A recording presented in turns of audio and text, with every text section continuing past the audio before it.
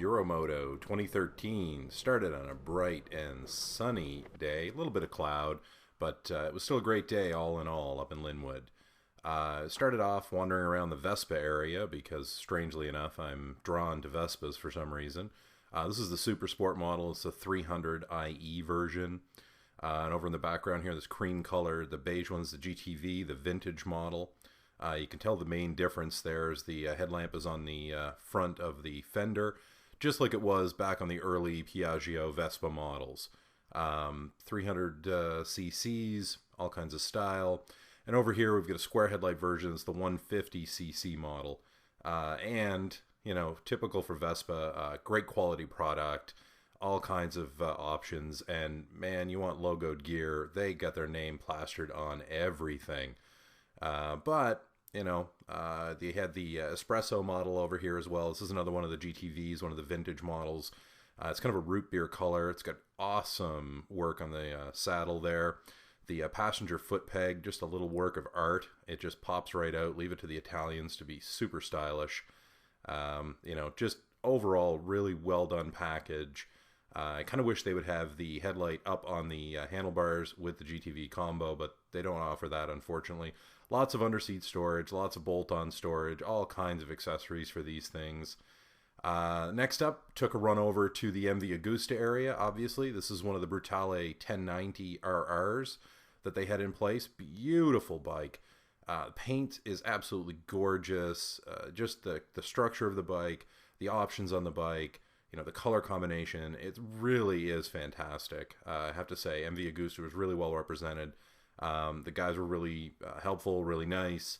All kinds of electronics on these things now, different, you know, rain settings, different modes to choose different things. That back piece is actually the silver on the back of the seat here is actually seat. It's actually a padded seat. It looks like a cowl cover, but it's a padded seat. This is the regular 1090, not the RR version. A beautiful metallic white paint job on this bike. Again, all great style and cues. You know, red head on the cylinder cover there. Just a fantastic bike. I can only imagine what these things sound like. This is the 800cc. I think it was a 796 or something. It's the triple. Beautiful bike. Right around 12 grand. So pricing on them is somewhat attainable if you're willing to stretch there. Obviously one of the F3s here, and just again, beautiful finish on the bike. Great metallic white paint on it. All kinds of great options. Love the styling on these things. You know, it just goes on forever. And somebody had posted up saying that one of these bikes on the test ride, the Aprilia, actually sounded like an F1 car. Another one of the F3s here from MV Agusta. Just, again, art. Everything is just, they're so well done. Paint jobs are flawless on them. They're beautiful. One of my favorites at the bike show, the Triumph Scrambler. I've got a real soft spot for these things. Fantastic little bikes, 900 cc's, great style and cues. Love the gaiters on the forks. Love the blacked out engine treatment, but they've actually kind of, you know, spun on these, on the cooling fins a bit. All kinds of great details. No clue why they still have a choke on these things, even though they're fuel injected. But just a really nice bike. Great bike for puttering around town. I've been on a friend's T100 Bonneville, well, the Steve McQueen edition Bonneville, I should say, and it was a fantastic bike. It's got that quintessential everyday livability that you look for. Scrambler's just got that vintage style to it. It's just a fantastic little rig. You know, big fan of these things. You can do a lot with them. You know, you can really make them up. Great fire road bike, great commuting bike, that kind of idea. Obviously not suited for a lot of hardcore off-road. You're not going to go do single track and whatnot. But great little bike to putt around town and be seen on, I guess. Triumph had a really good good grouping of the Bonneville style bikes here. Plus they had pretty much the entire product range as well, as you'll see in a second here. The Speed Triple was here.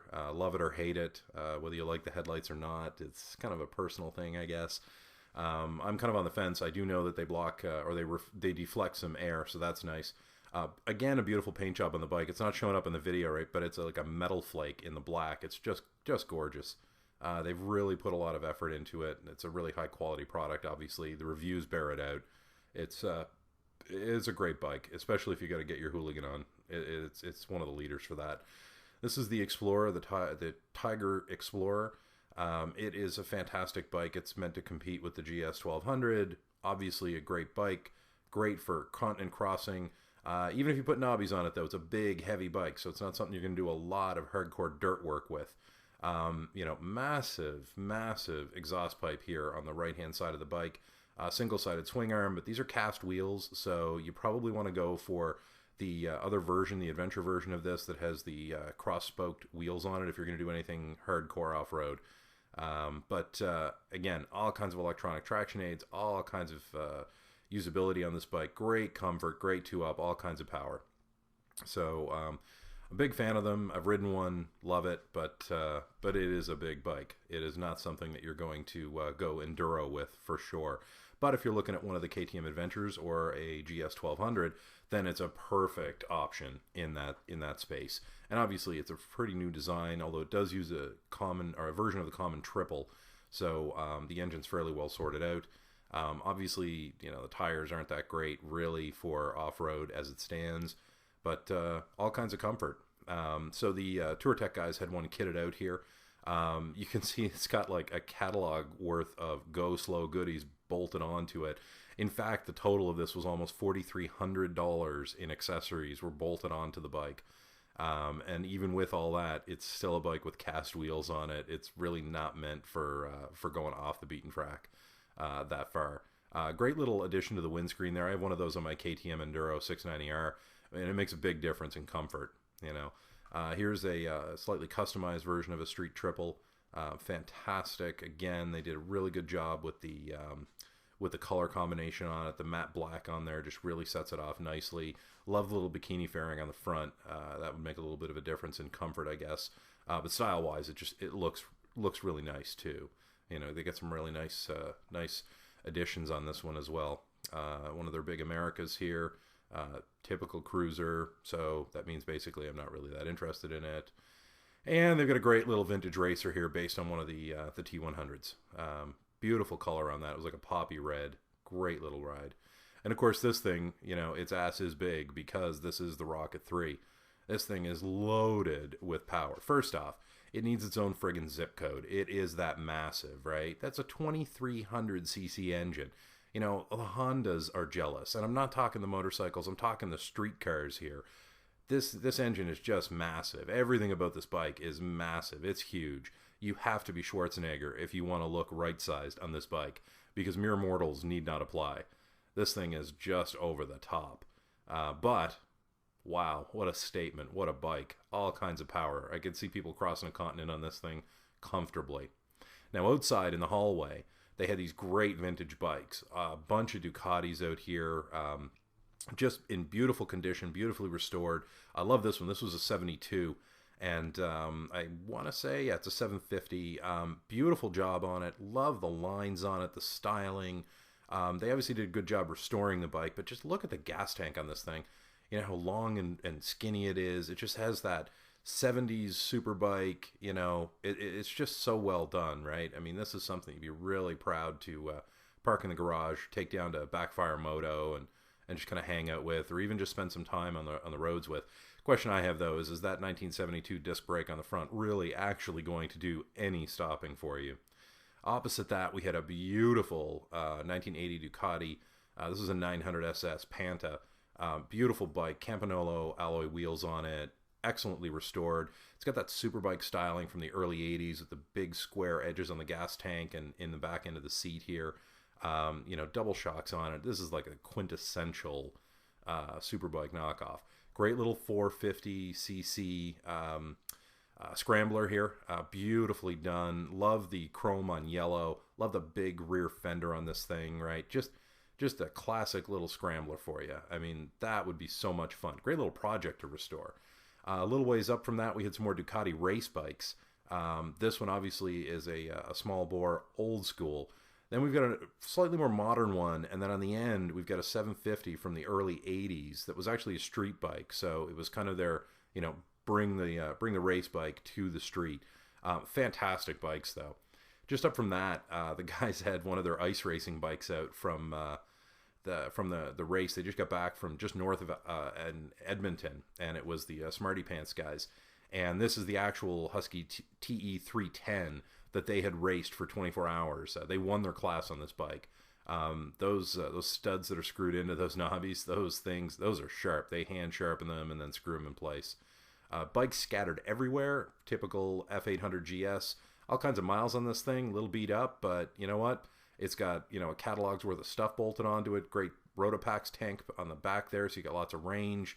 This thing's been ridden hard, and so somebody definitely gets out there and has some fun with this thing on the roads and uses it.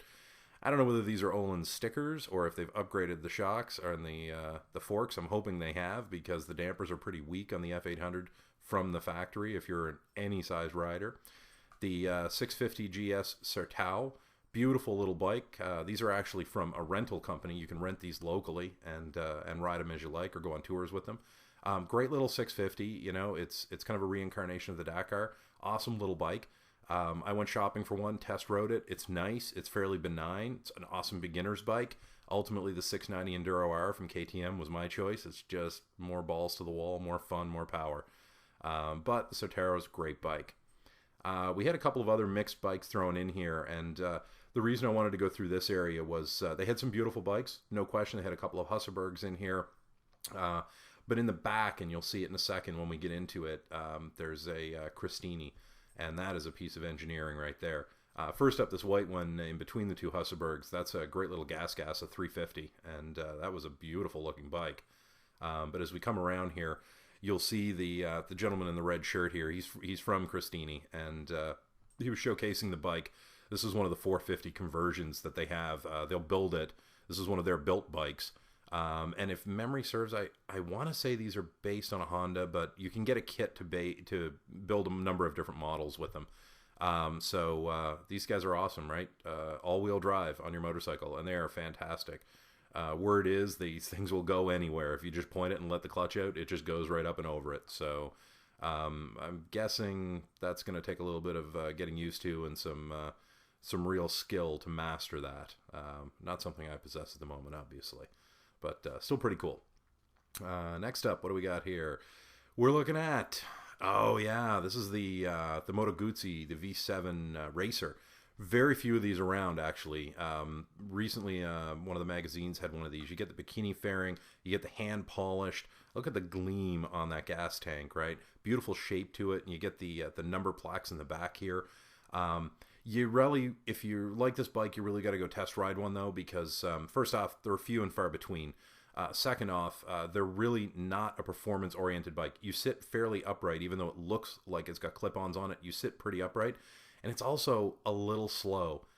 So it's not going to be the ripper and terror in the canyon. However, it is going to be the looker. Everyone's going to be on top of this thing because it is just gorgeous. The details are just right on it. It is a beautiful bike to park in the garage and stare at. And just around the way from that was Ducati Bellevue. This was a hyper motard that one of the guys there had spooned on some knobbies and took it off-road.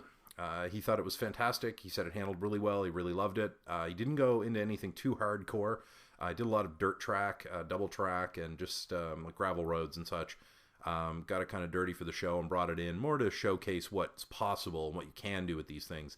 I love the look of it, the fat knobbies on it. That's fantastic, but huge lack of protection on this stuff. I mean, there's no armor on it at all. You know, even the hand guards are the open-ended, right? They're really not meant to take a hit. I mean, you fall over with those things and you hit a rock, it's just going to shatter it. But again, you know, props for actually doing up the bike and taking it off there and having a little bit of fun with it in a different kind of way. And then, you know, obviously not a lot in terms of actual modifications done to the bike beyond spooning on those knobbies, right? They put in an aftermarket exhaust, but that really doesn't help off-road, obviously. Now, the 848 Evo, beautiful pearl flat white paint job on this thing. It's, you know, Ducati is just fantastic with their fit and finish. Over again at the Moto Guzzi area, this is the Stelvio NTX 1200. Jeweled LED taillights on this thing, all kinds of great details. Again, big bike, competition to the 1200 GS. You know, it's got that typical Moto Guzzi feel to it. There's all kinds of quality here. The aftermarket is supporting the bike well. If you want to do a big continent cruiser, you can do it. If you want something that will do a little bit of off-road with some knobbies on it, it'll do it. But again, big, heavy motorcycle. Awesome for two-up cruising. If you've only got to have one bike, it's not a bad choice. You know, it's got everything you want on it, all the driver selectable modes, the whole bit. But from the factory, it's pretty obvious. It is a street-oriented bike. Obviously, you can choose that. You can choose to change that if you like. It's about 16 grand, so you know, it's in that sweet spot there. It undercuts the BMW a little bit, but at the same time, when you start bolting everything on, it just, you know, it starts creeping up there, right? It doesn't have quite the performance of a BMW, but does have a little more character than the BMW. So if you like your bikes with character, that is the way to go. Now, I think after this, we took a walk over to the Aprilia side of things. Yeah, and that is one of the... Oh, I can't remember which one that one is. I think that might be a Mana. Yeah, that's an 850 Mana. Nice enough bike. That one's the automatic. It's got the CVT transmission in it. Not a big fan of that, but personal choice. That's the 750 Shiver. Again, nice bike. You know, great. I would consider it a great entry-level bike. This is the 850 Mana and the GT, so it's got the extra body panels on it. You know, and again with the CVT, and hello to Wano V4. This thing is a piece of artwork. I mean, seriously, just look at just the disc alone, just the work on the disc, everything that's on it. It's absolutely beautiful. Mixed, polished, and flat black paint job on this thing. Great details. You know, they've really, really stepped forward with this bike, and this thing's got, like, Jesus, pushing well over 160 horsepower. I mean, it is incredible, right? And when you sit on this thing, you are canted forward. It puts the weight over the front end, right? You truly know this bike means business. One of the other guys that had gone to the show yesterday had test ridden one of these things, and he just couldn't say enough good about it. But having said that, that is a metric crap ton of power. That is a lot of responsibility, and this thing will have you doing some things that you might otherwise have chosen not to normally do, just because it is so capable. And like most of the bikes, all kinds of options.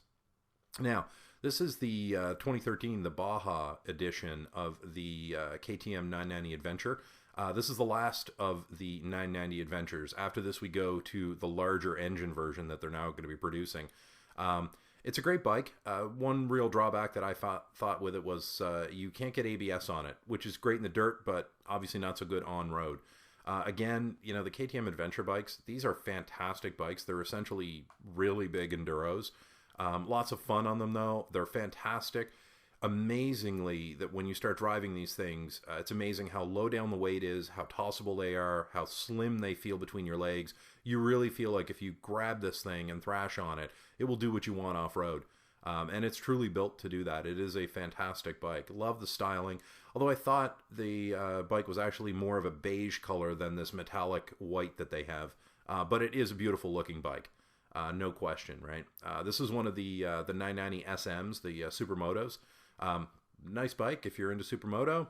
That's great. A 690 Duke, another great little street bike. And of course, the RC8.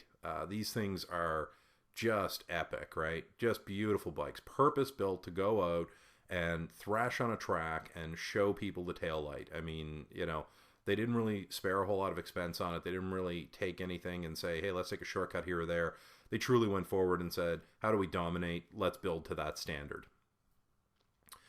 Where were we? TourTech booth. Yeah, TourTech booth. All kinds of great stuff here, obviously. I'm a big fan of TourTech. I've got like a whole ton of stuff bolted on my KTM Enduro R.